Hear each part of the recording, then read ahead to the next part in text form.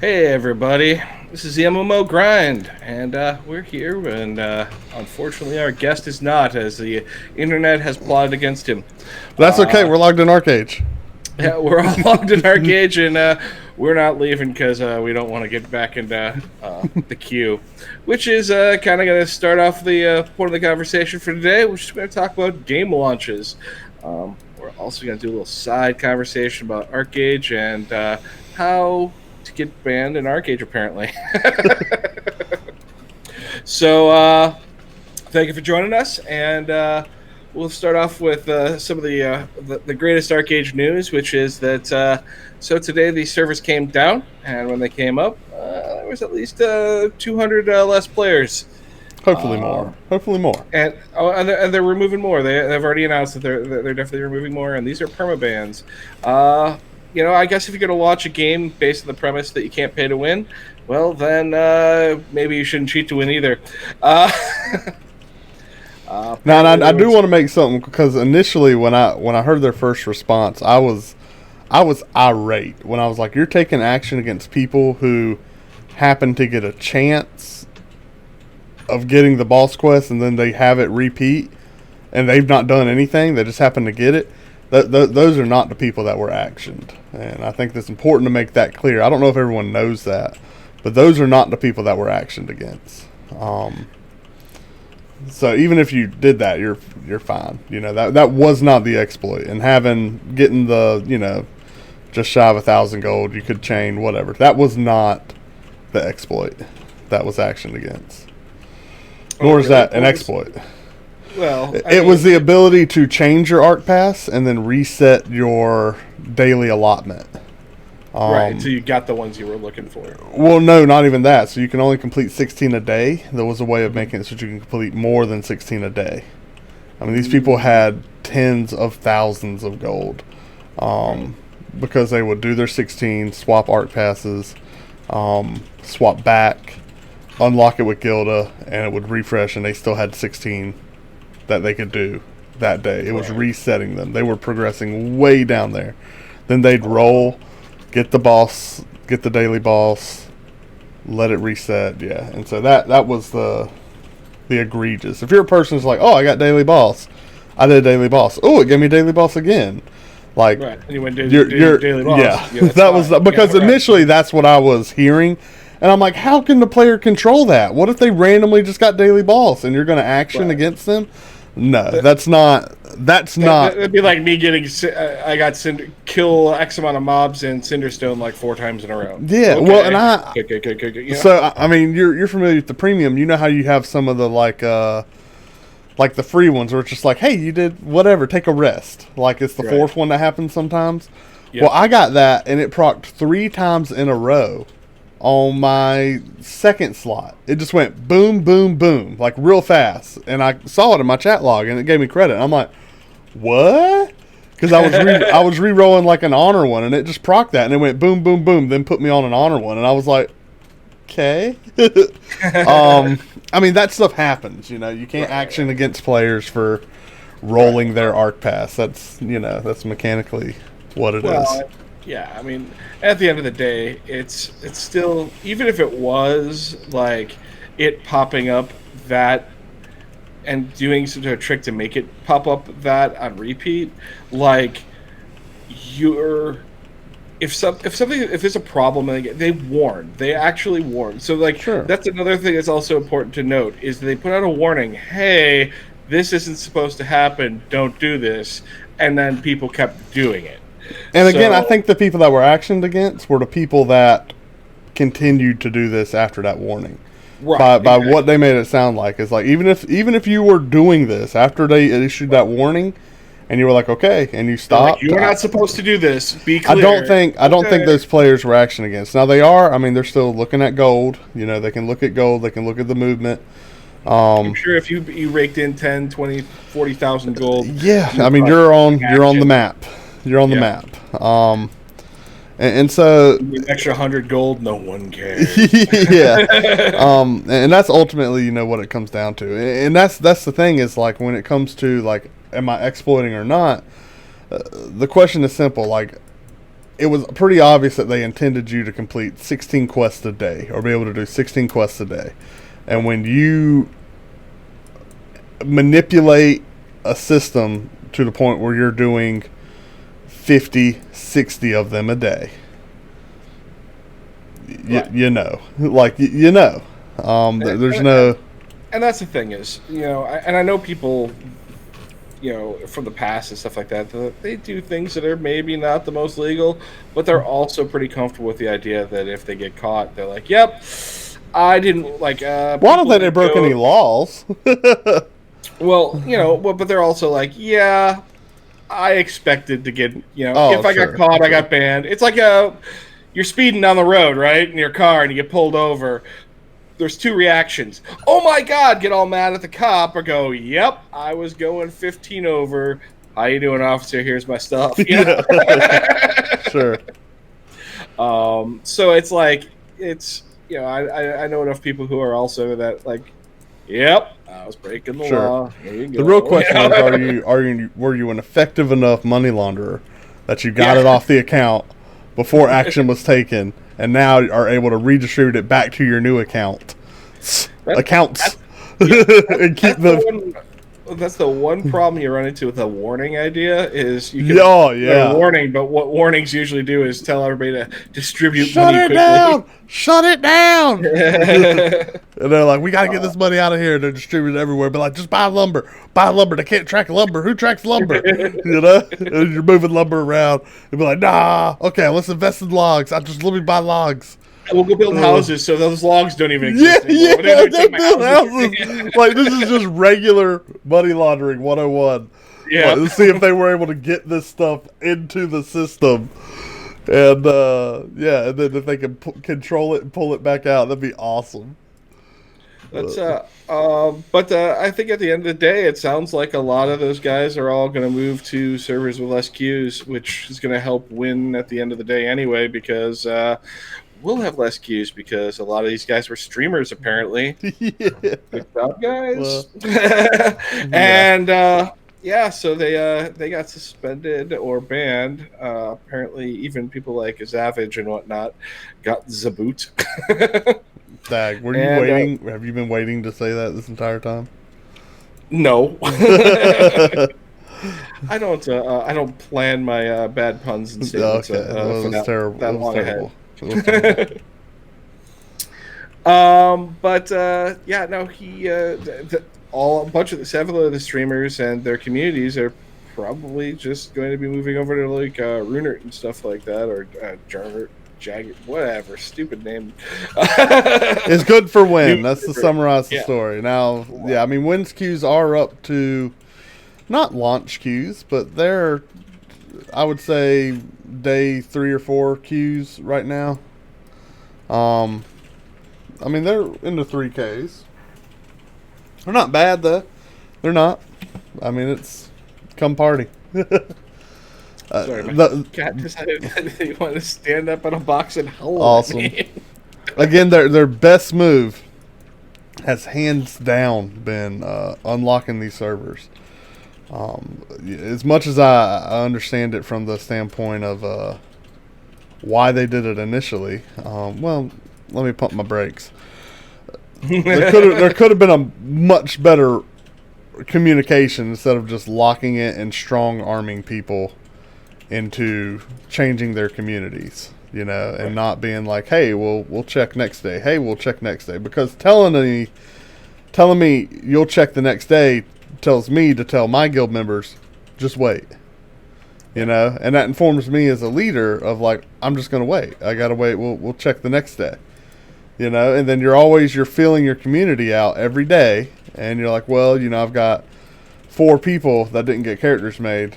It's like, well, we gotta stay on it. Granted, like if I knew it was going to be 2 weeks before it was open or 3 weeks before it was open, and it was a new server, I was like, maybe I would hop. But then you compound on top of that the, which I don't want to get on into the weeds on that, but you compound the Arceum pass, or not the Arceum pass, your pack, your Chainbreaker pack on top of that, and it's like, well, now you've locked communities into your server. And we can't go because everyone's leaving their $80 behind if we leave. So Yep. Yeah, and that's the thing. That's the one of the biggest thing is it. I don't understand the idea of tying that to a character as opposed to just being. They should have had the unchained account, and as long as it was like, I get the idea of like, okay, so I'm going to leave behind like some expansion scrolls, but like all these costumes, all the other stuff that the people paid money for, it's like what? Like, Yeah. you're just going to ditch that to like, go to a server with a less queue? Gamingo, so you know, I'm going to put this out for all game companies. It's terrifying. Real MMO players will totally not give a rat's ass what happens in the first couple of weeks because they understand it's a long haul game and they will wait through your crap to get it. So don't think that they're going to leave if there's fancy objects that they're going to have to leave behind. Oh, heck no. That. I mean, and the thing is, like, the thing is, like, this is a sandbox title, and it is important that these bugs be squashed as fast as possible, especially things like exploits, because they have damaging ramifications the further they're allowed to continue. But it's like yeah, everyone's here for the long haul. When we committed to win, we were like, it's gonna be atrocious. We're here for the long haul, and it's like that's what we want. Now, right. I told my guild long haul's 3 months. You know what I mean? Like, 3 months, guys. This is gonna be a dumpster fire. It already was a dump. Listen, I've had someone posted a dumpster fire picture floating down a river like 18 times since this went up. Most people actually in my guild have been pretty supportive of what's going on. I mean, obviously it's frustrating because queues suck, but supportive of what? Gamingo, or supportive of like sticking on win? Yes and yes. Like they didn't really feel that there was like so much a better way to go about it because I really don't think that there was. I can tell you my better way right now. I mean, I think I already have. Well, no. Right, but no. It's more of the realization. We really don't think that Gamingo had a clue how many people were going to be correct, right? Signing into the game. So here's my like presented better way, right? Right. Let me hit you with this: is Sunday rolls around or Saturday, like we had 6 servers. So here's my presented better way: send a message out, like, hey guys, we're setting everything back. Thank you. This is a great test. We're wiping. We're resetting everything. We'll be launching Tuesday. All packs will be refunded. We fixed the labor issue. Your accounts will start generating labor when the servers come up. Every server will come up at the same time. We hope to see you in game. And they launch with 6 servers. Yeah. Community's got 2 days to figure out where they're going. No, I'm one of the weirdos who's like, yeah, that'd be cool, but all those people that took days off, week off, whatever, to hardcore play, to do all the other stuff like that, they're all going to rage. They're all going to basically be like, yep, I'm taking my money back. I'm out, and then you don't need 6 servers anymore. So. You're right. But I honest to goodness feel like a lot of people would have been just okay with like, okay, we're wiping progress. Given all the issues and given before we had some of these resolutions of things like bans for, like when we found out the money thing, man, that was big. That was like, this is bad. But I feel a lot of those reactions are very hindsight. Like you can make those calls with the knowledge you know now. Mm-hmm. But if you're a company and you're going, okay, so I've got a small investment of money that I can dump into to make Arcade Unchained happen. I don't really have a big staff. I don't have a lot of everything. We invest in some servers. Let's see what we can do. Okay. So you also have to think that they're not the game producer. So and it's a 6-year-old game now. Well, they are the producer. They're not the developer. Well, right, they're not the developer. So they're basically, at the end of the day, they don't have a lot of skin in the game, and they don't have the 6 years of experience that Tryon did of rolling rolling through this as well. So to them, they rolled into it's a dead game. Let's see if we can do a little shock to it and see if we can get a couple more years out of this thing, right? And so they're like, maybe we'll draw some new players in and stuff like that. I really did not think that they were expecting every old guild that had ever touched this game to come flooding back to it, especially right after the WoW Classic launch. Well, so here's the deal. Regardless of what they were or weren't expecting, character creation happened Saturday. And I think we're well into the subject of game launches. We're just tearing apart arcades at this point. Character creation happened Saturday. And at that point, for the majority, they knew how many pre-orders they had locked in. And the server debacle began instantly. And it was this, like, everybody was on one. It takes weeks and money to prep all of that. And sure, but 3 days ahead of time does not prep you for what's going to happen. But they were very quickly able to spin up more servers. Right, because money was coming in, so they had money to the money pay was for the there. servers. The money was there. No, you gotta realize most people didn't pull a trigger for like within the last 3 days before that game launched. Possibly. You try to tell me the gamers Possibly. are somehow on time and always prepped.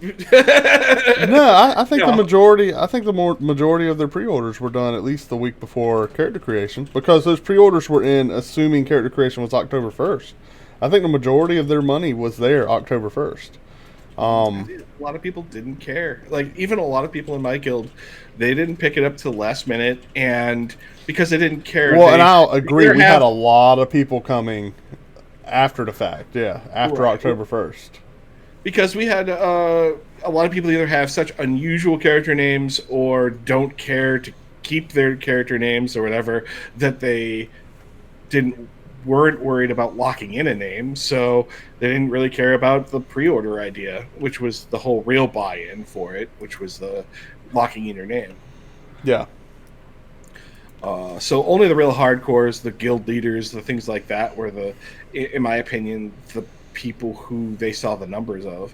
And again, you gotta remember, Gamingo is not an MMO company. They don't understand. They are now.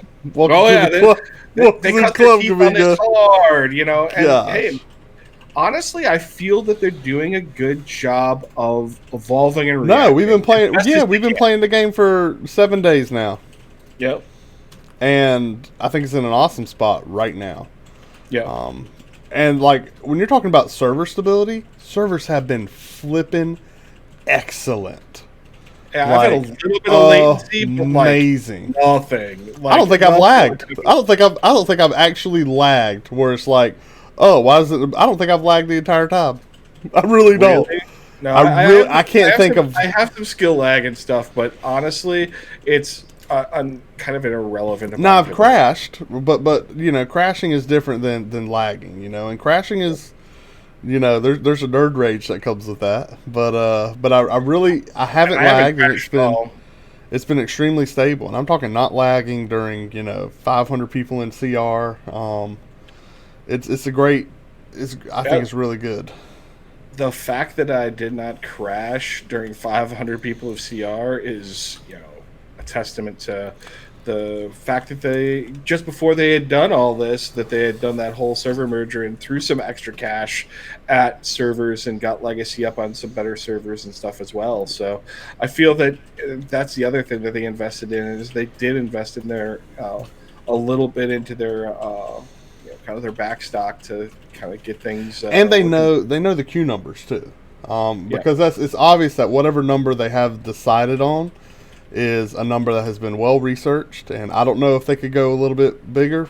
Regardless, whoever they're listening to, whatever developers giving them or engineers giving them that number, or monitoring for that number, the point is it is very good, and it has been an excellent experience as far as server performance is concerned, and that's something that I think a lot of people are like, I'm okay to sit in the queue.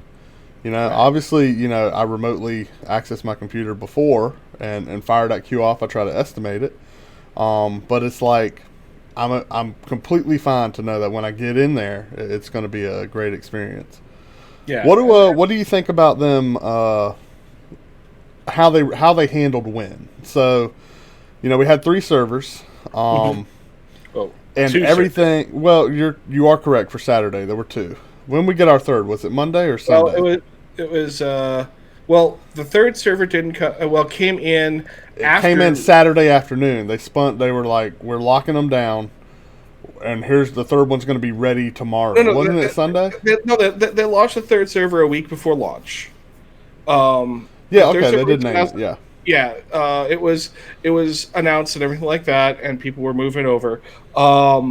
Because, like you said, they were like, "Hey, we're running into some bigger numbers than we were expecting," and so they spun up a third server. And who thought that they were going to end up with 6? Consider, I mean, like from their standpoint, they only have 2 legacy servers. Like for North America, who would have thunk that there was going to be 6? You know? Yeah. And I want to respond to something JB said in chat. With exploits and from what it comes to me, it's all about how disruptive it is, right? And how disruptive and how many people it affects, and that can be a percentage based thing. You really gotta look at and ask, like, did this allow this person to pull away and become a 1%? Did this allow this 1% group of your population to pull away and become like crazy rich, stuff like that? Ultimately, that's really what it gets down to. Like, I remember one in ESO. There were some mud crabs that, like, you kill them, and then 1 second you kill like a group of 5 mud crabs, and 1 second later 5 more mud crabs spawned. Like, you just stand on top of this group of mud crabs, and they just continuously appeared, like, and they were just dying. And we just stand there. We just stand there killing them. It's like, was that an exploit? Yes. We called that a feature. Like, this is a game. This is a game feature. It was a bug. A bug. And we killed the snot out of those things. But again, us getting higher level. Well, but us getting higher level in a PvE game had no impact on other players, right? Who cares if I got to a higher level, which we didn't because it was terribly boring, and I couldn't stay there and do it. And eventually you leveled off, and it was like, okay, we've got 10 levels. 3 levels, 5 correct, levels, yeah. It was like whatever. You can only do this for so long. But it was like, it's one of those little minor things. Just like, I don't know. And ultimately, I think it boils down to how disruptive is it to another player's experience when it comes to exploiting. And that's, I think, the best way of looking at it is, if it's something that, like... Is it damaging your game economy? Is it if it's something, doing things like that, then that stuff. If it's something like the player that's doing it's like, wow, this is way more convenient than whatever I was doing, and it has no other effect on other players, it's like, whatever. But yeah, when you have players that potentially can totally destroy the economy by buying up everything, yeah, that's very disruptive. That's the big problem that ArcAge originally had when it first launched. Was it had an Apex exploit right out the gate. Unfortunately, Tryon was not willing to actually take action on that too much, and they let it float. But people were generating hundreds of thousands of gems to buy store items and then sell them on the auction house and make tens of thousands of gold early on in the game. And they were obvious. You could see the guilds that did it. They were rolling it so deep in gear and vehicles and everything like that. And you're like, how did you? Yeah. And they didn't all throw 10 grand at the game in the first month of the game. Maybe after the first year, but...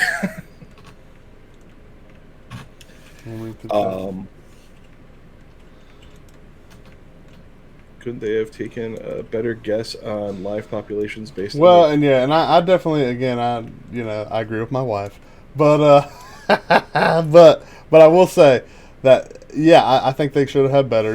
Malice, you made the argument that you think the numbers they had were not accurate, Well, And I'm like, especially as well, we're not representative of the population today.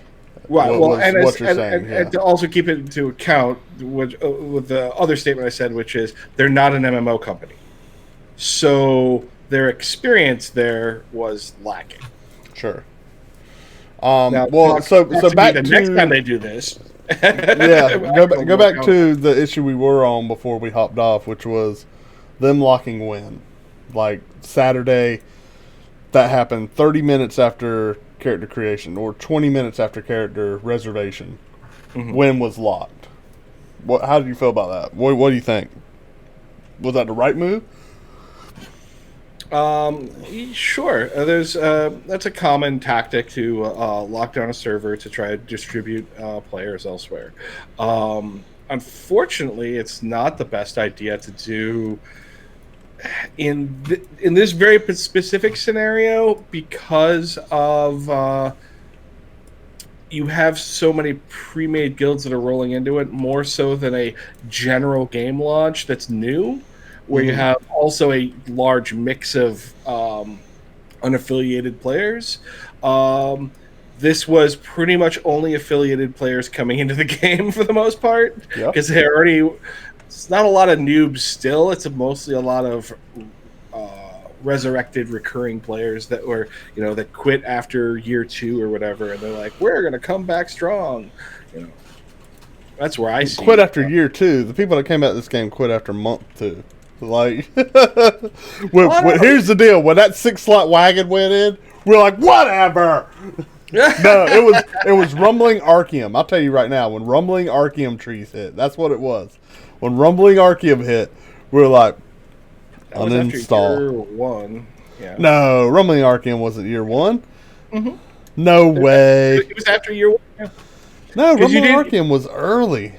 No, Rumbling Arceum trees? You got to remember, we didn't even get library until like 6 months in. Yeah, Rumbling Arceum was before library. It was before Aurora. No. I'm pretty confident. We did not play for more than a couple months, and I remember those Rumbling Arceums for sure. And that was the straw that broke the camel's back. We had people that had buckets of Thunderstruck trees as that was their gold investment. They were just like, I don't need gold. I got trees. If I need gold, I move a tree. And it was like genius, Then those came out, and they're like, I can't play this game anymore. They're like, I cannot play this game. And I was like, well, you're right. And Rumbling Arceum was the straw. Because they came out after regular Arceum trees, because Arceum trees could only be planted in Aurora. No, Rumbling Arceum were, they were the ones that were 10% for the Thunderstruck. They came out in the cash shop. Right, but they were also, they also gave it the same crystals that a regular Arceum tree did. Sure. That's why they came out after the fact. I think it was 3 or 4 months in the game. But regardless, you may be right. It's been a long. Regardless, for us, that was the straw. That was the one. Was when those trees hit. Yeah, but that's a lot of pay to win that they did, and there was a lot we endured. Yeah. I will say I swiped for a few Rumbium Arceum trees myself. So he's the worst. You're the worst. You're the worst. I can't believe you. I can't. I'm a bastard like that. But, outside of our rants about the current launch that we have been enduring through ArcAge, compared to other MMO launches, how do you rate it? Scale of 1 to 10, where would you put it? It's interesting because I guess ultimately what's difficult is if you were to rate the quality of play while I was in game, I'm gonna give this like an 8 out of 10. There's so much that's great. It's working right. The stability. I can put so many marbles in the stability bucket. Like the stability is excellent, and that is one of the biggest rarities is server stability. Yep. And the flip side of that is like there's a price that we paid for that stability. Correct, yeah. Right? Like we paid that price. And I will tell you, like the first launch of this game, like was probably the longest week I've felt in a long time. Just dealing with guild drama, dealing with the issues that people have, you know, and it's like just having to tell them, but like, listen, I can't tell you, it'll open up. That's lying. I can't. I truly don't know. I mean, I would say. I very honestly said that they were going to open up because it eventually will have to open up. Well, right? but the point is, like, I can't tell you if it was week 2, week 3. Yeah. I mean, you just didn't know. And what I was telling people is like the point is it won't matter. Is that the day will come eventually, which thankfully it came way earlier than I suspected, which is awesome. But the point was, I was like, right about the time I was expecting. Right about the time, yeah, I was. I told everybody what they're going to do is they're going to do land drop, and then right after that, because people have been basically grinding to get to the point of land drop, and once land drop's over, there's no point in being in the game 24/7. I was so proud of myself. I got 50 before Saturday. I was so very good. I was so that was getting that getting that 16x16 was big.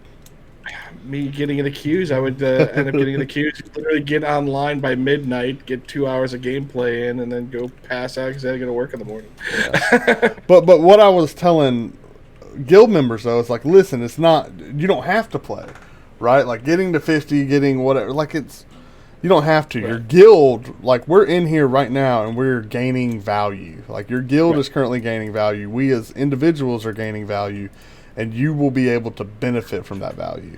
And so it doesn't matter if you come now or if you come in a month. You know, the point is, if you come now, then you'll help contribute to that value. If you come in a month, then you won't have contributed, but you'll still be a beneficiary of that value that your guild has gained over this month of play. And so ultimately, you know, the only reason you might be frustrated is like, yeah, you want to play, but you know, the problem is you're not able to contribute to the value of the guild. And you're actually going to run into less frustration through your leveling process. You're going to have less concern with your like you don't even want to know all that stuff because you know now you're not fighting over 40 people trying to beat up one mob, you know. Yep.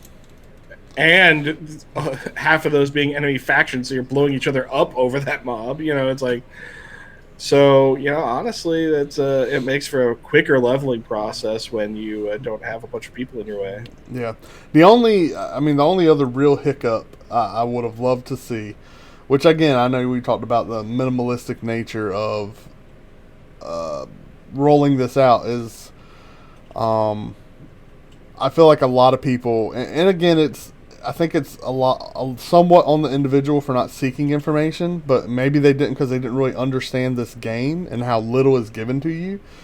But, you know, we've had, I won't say a couple of people in our guild bone themselves by destroying their adventurer's gear. You know, because they get a drop and they're like, ooh, this is better.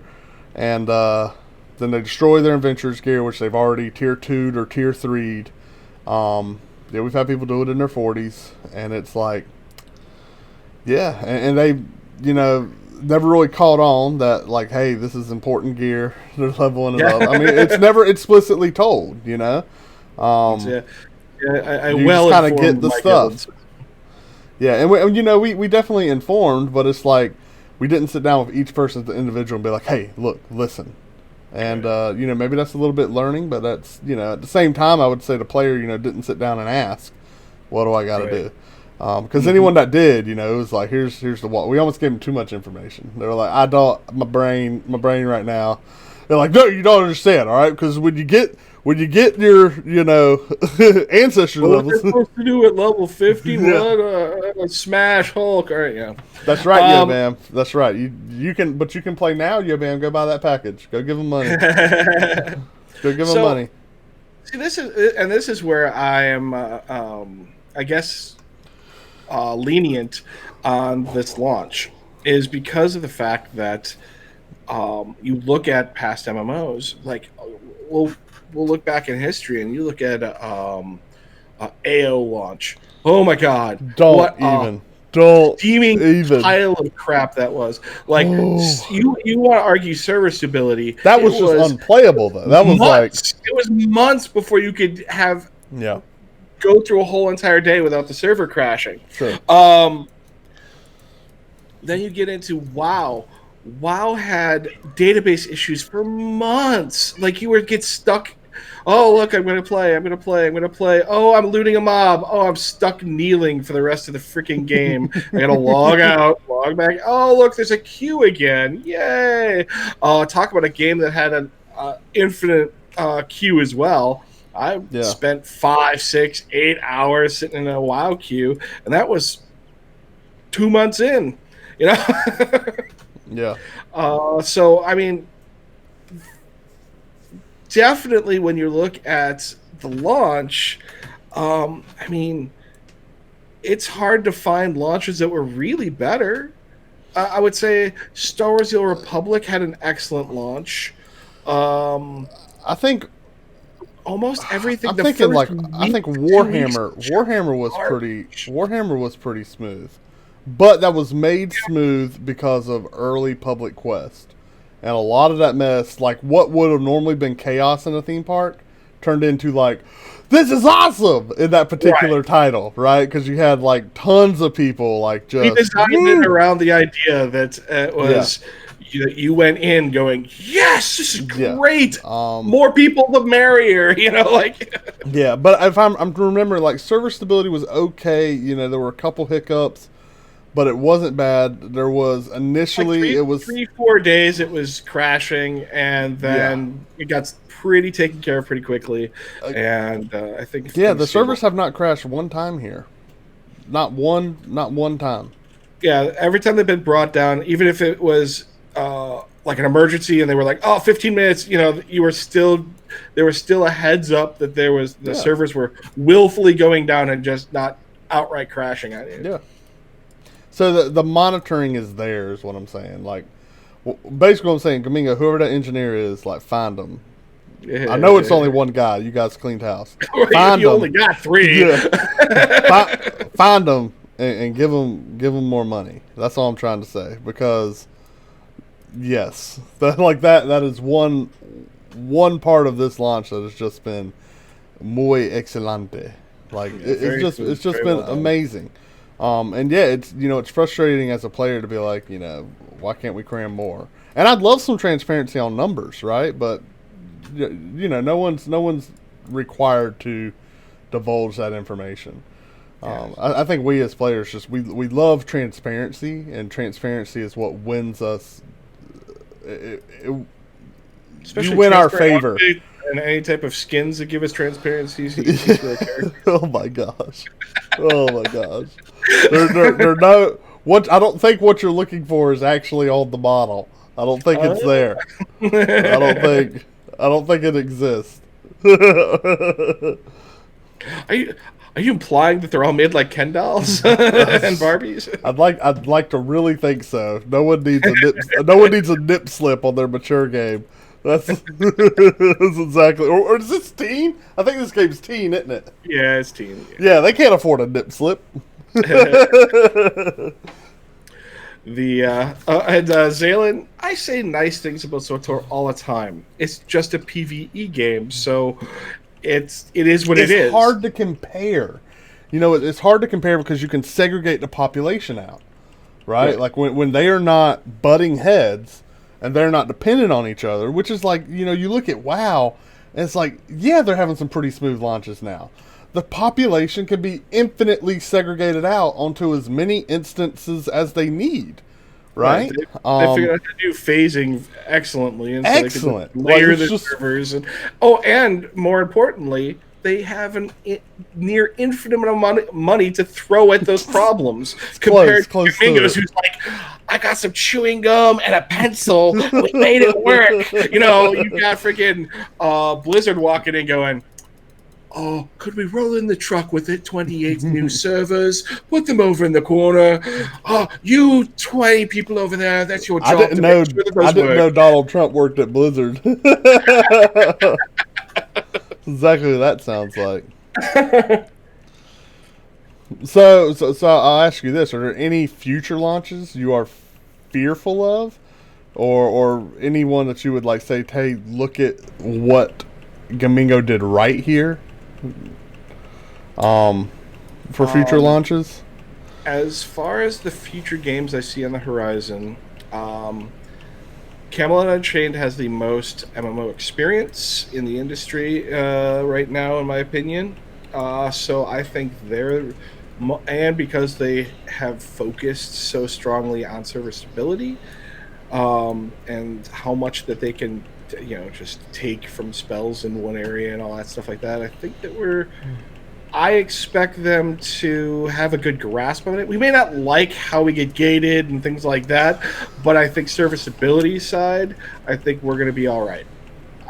Star Citizen has a grasp, but I feel that their ego is going to really take a back seat the second that they actually cram 1 million players into their servers and all those ships launch in the first 5 minutes into their crash the fuck out of that server. I mean, again, they're planning for regionalized servers. Like one NA server is the plan. Like here's your NA, here's your EU, here's your Aussie. I think they're literally gonna have so many ships port into an area. No, and I'm mass layering servers so quickly. Correct. In virtual servers that they're just gonna go. Correct. It's like good. I want to see that tech in please show. I want to see it in progress. Yeah.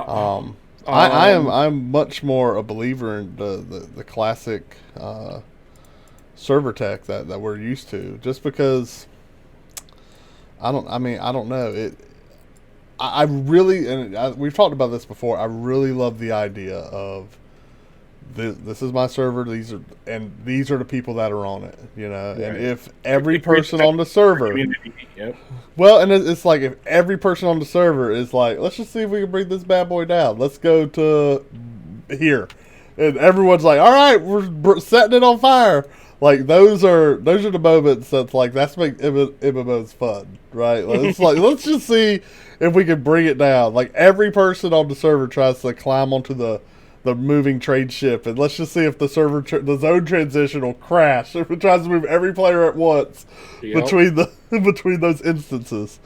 Furthering on the games that are coming out, though, I really am fearful for Ashes of Creation. Ashes, Illyria, terribly games fearful. like that, because let's be real, even if they pull off the magic that they claim that they're going to be building in these games, even if they do everything else perfectly, they don't have enough experience, and they're going to gag those servers. They're going to crash. They come up with some great ideas, and when those great ideas all start triggering, that's the thing is, a lot of people from a design standpoint, they go, okay, well, we don't have to worry about this too hard because this will be triggered once an hour or once a day or once whatever. But when that game launches and it's triggered 472 times in the first 5 minutes, how does your server handle that? If you have some type of flaw in that code where it is doing something like there is a little bit of packet loss or a little bit of something like that, it goes unnoticed because it happens infrequently. But when it happens 1 billion times in the first hour of game, all of a sudden that has relevance, Yeah. And I don't think they have that experience on how to handle or react to it. I mean, you look at their staffing teams and you can't throw that money at and buy experience like that. I mean, you look at they don't have any real talent, like people that are really stand out in the industry that have the experience of dealing with down this road before, yeah. So, I mean, a dev from EQ, which is great, but no one really, he doesn't have a big name or anything like that. So, yeah, I mean, he might be good, he might pull it off, but who knows? EQ never dealt with millions of players. And let's be real, that's the game space that you have to deal with right now, is that millions of players will be logging into your game day one, because the space has been so dead for so long, and just enough gamers are out there now and they're accessible enough that people want in, and so you're gonna get hit with 3, 4. Even if you're not keeping 3 or 4 million players, you're going to hit with 3 to 4 million players out the gate. And that's the hardest part from a design standpoint when you're thinking about your servers too.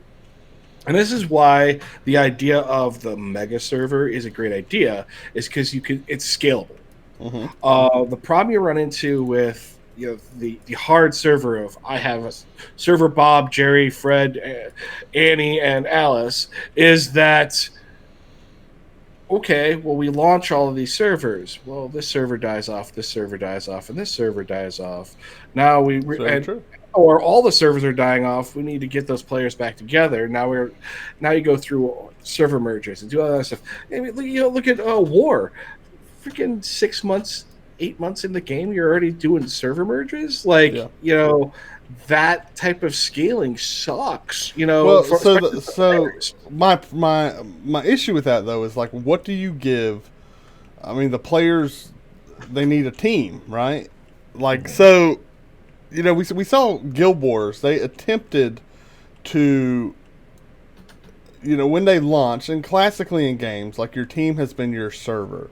And if your server, well, your team hadn't been your server, your home has been your server, and then you had a side within that server that was your team, right? And then we saw Guild Wars, which up until, well, they haven't done it yet. They had a proposed system that sounded amazing to me, which is essentially you allow guilds to form certain number. They form alliances. These alliances not only have guild cap, but total player caps.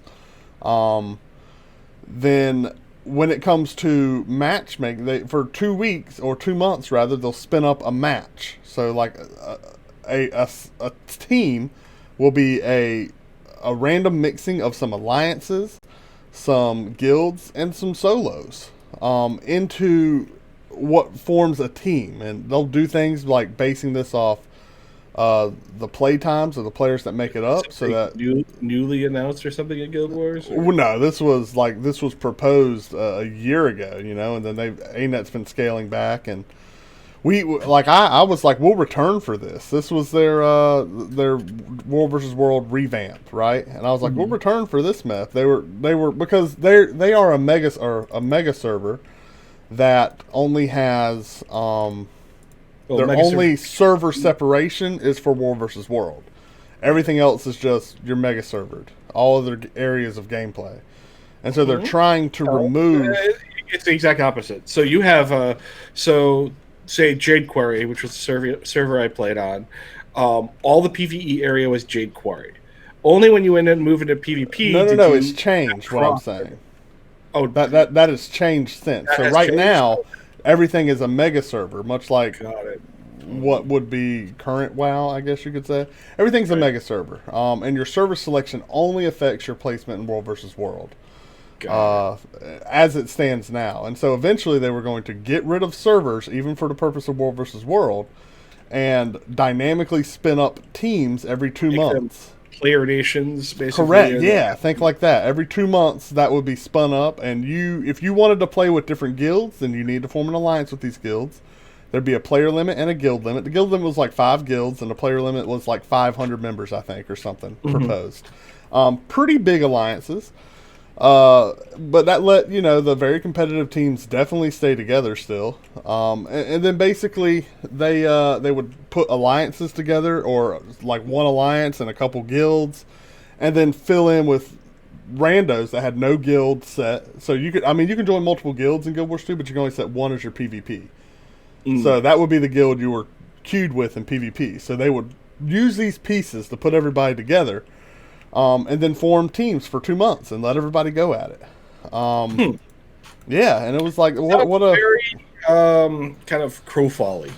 Yeah, the crow folly absolutely. Kind of plan is. The problem with that is that directly conflicts with a sandbox environment, right? Like that's never a sandbox game. Well, correct, right? And Guild Wars wasn't, but I'm talking about looking at future games and why I don't like that's not an option for them. Yeah, and that's like a game like Kim on Unchained is very much like Arcade in this regard, in that Right. It's going to be very sandboxy. well, very sandboxy, and your and very server PvP. is everything. Once you're on that server, you're on that server. You know, everything that's on that server that's what you got. And there may be transferring, but how do you transfer, property that's placed here on the ground that you built in Cube? You know, like how do you move that stuff? Well, luckily, because the way Cube works, Well, you can I have blueprints. well, no, but I have a feeling that it's basically you're gonna transfer servers. Sorry, you're gonna lose your structures, but structures aren't permanent anyway, Sure. so it's not that big a deal. If you're gonna transfer, that's your choice to make that decision. No, you're very true. But at some point, at least I hope in Camelot Unchained, even building these structures, I hope every blueprint has a material requirement to actually build. Yeah. Based upon every block, right. every block has a material requirement, Right. and so the whole idea. It's basically going to be a resource fight for the resources to build your cubes structures.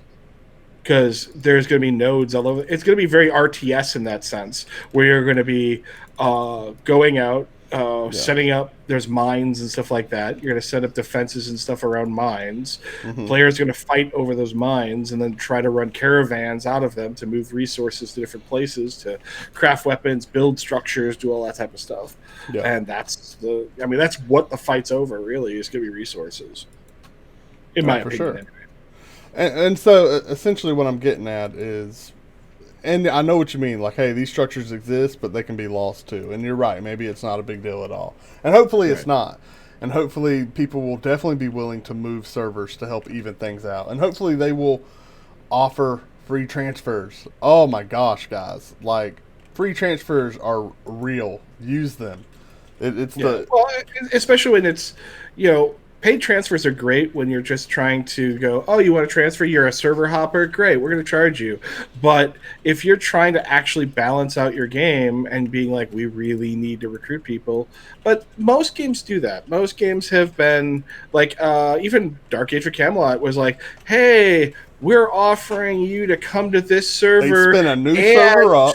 They didn't do character transfers, but that you could start a new character on this server. We'll give you a free level 40 or whatever like that. They gave, like, depending on how much they needed people, is how high a level the free character was that they would give you, and things like that. So, there are ways and incentives to draw people to factions and servers, but honestly, I wish we had the technology to make better mega servers.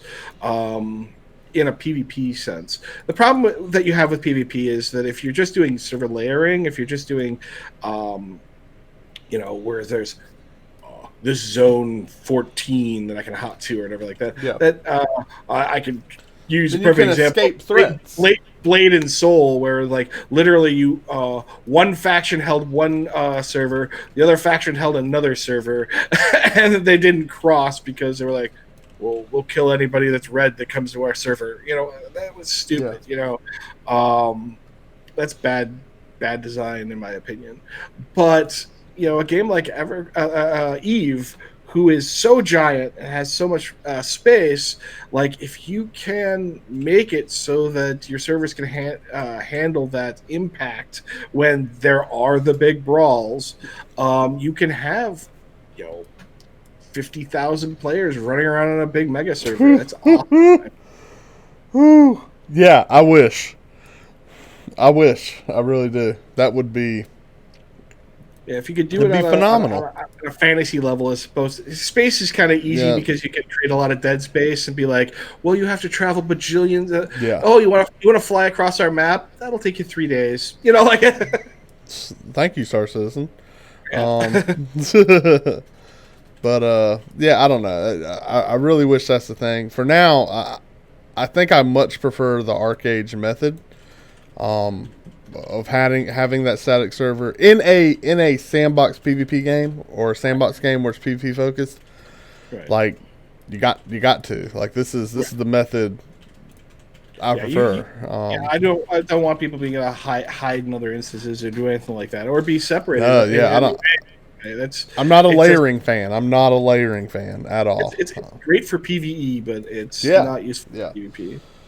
I honestly though, I don't know. I'm kind of Arc Age is fun, but I have from a realistic standpoint, I like the way Dark Age did it. I like the way Camelot and Shade will do it, where there is home, and home is safe, and you can do all that stuff at home. And Dark Age did it where you could level completely without ever going into PvP or doing Yeah. anything like that, and you had this whole entire area. But there was this massive centerpiece that was PvP, and there was a lot of value even on a PvE level to go there. But if you just today did not feel like dealing with people and just wanted to go grind some mobs, you could go do that. Yeah. And sometimes I'm one of those people that I like to go PvP. I like to have my cake and eat it too, basically.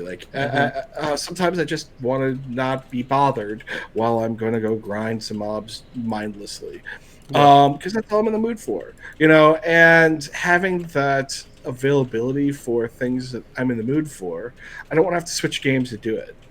Well, and hopefully, like in a game like Camelot Unchained, something like Gathering potentially might be what fills that niche for you. Right. Where hopefully, that's something that fills that downtime role a little bit. And you don't have to feel like you're out there, killing nonstop.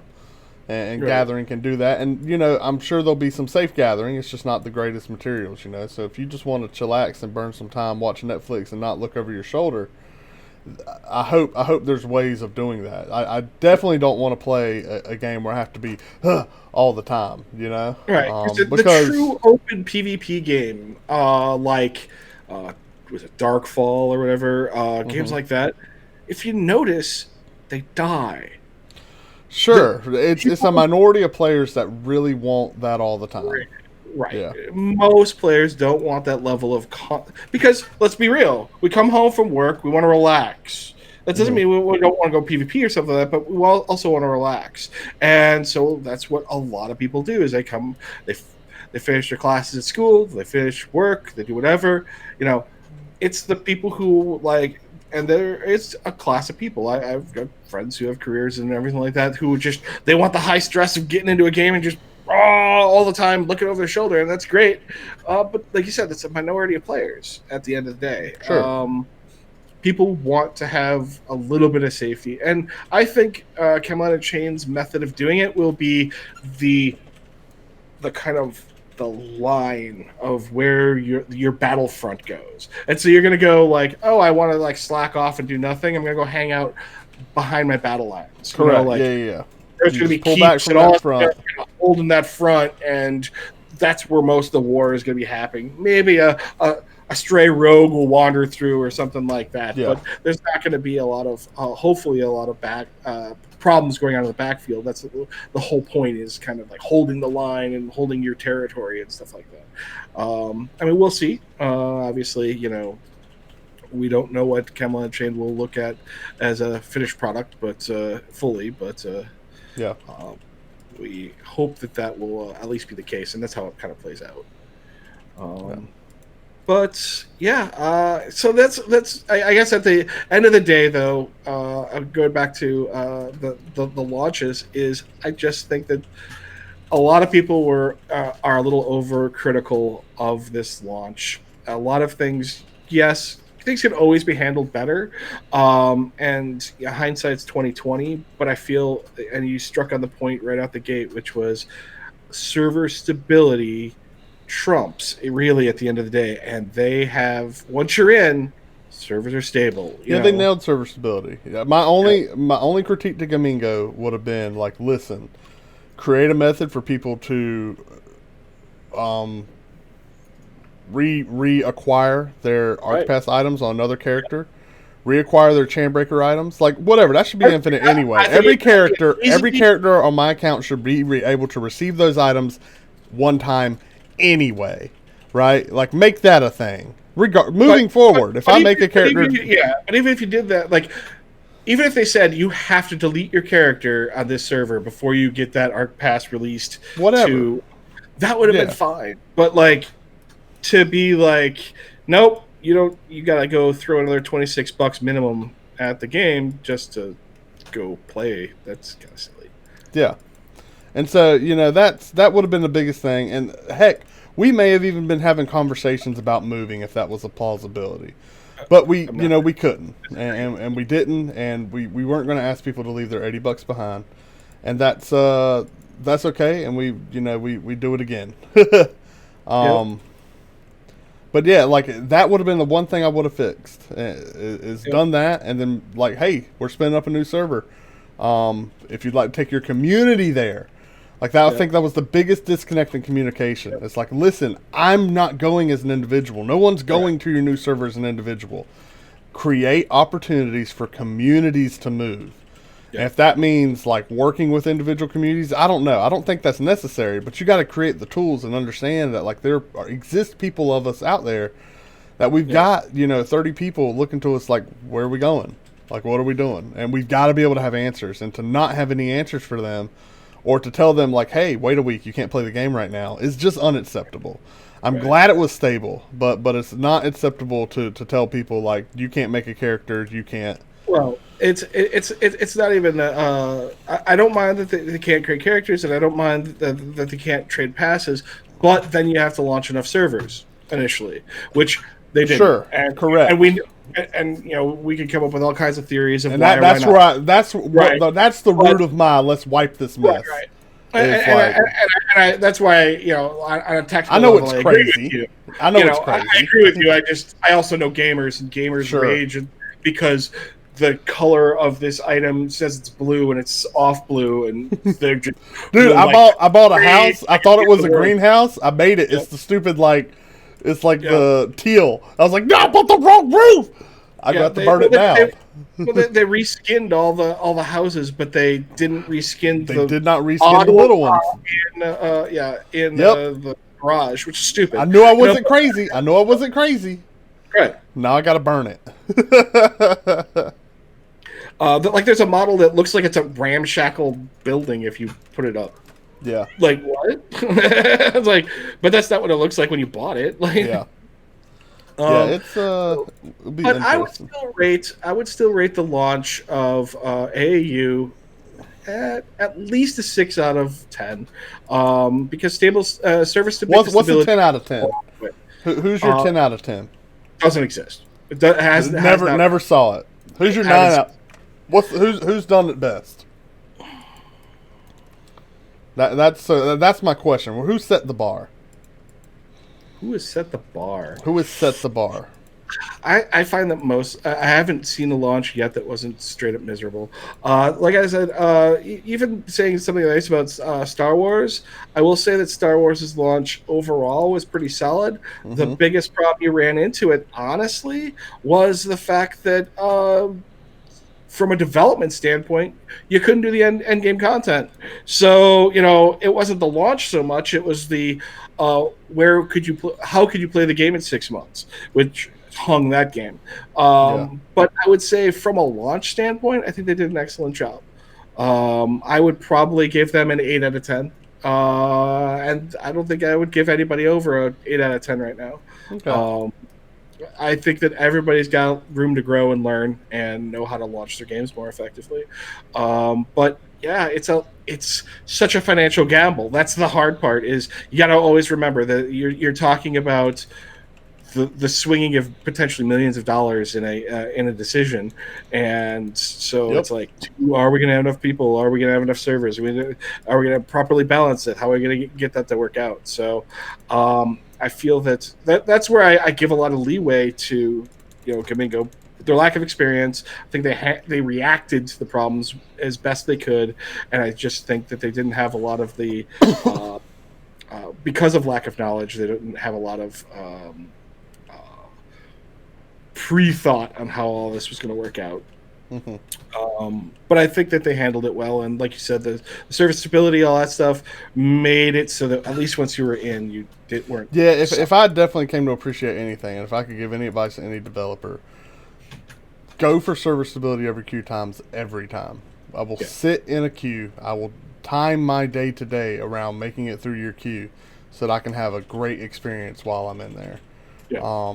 And listen, like, please Remove zones that allow players to avoid the queues. Well, and on top of that, and if you can't remove those features, restart every night.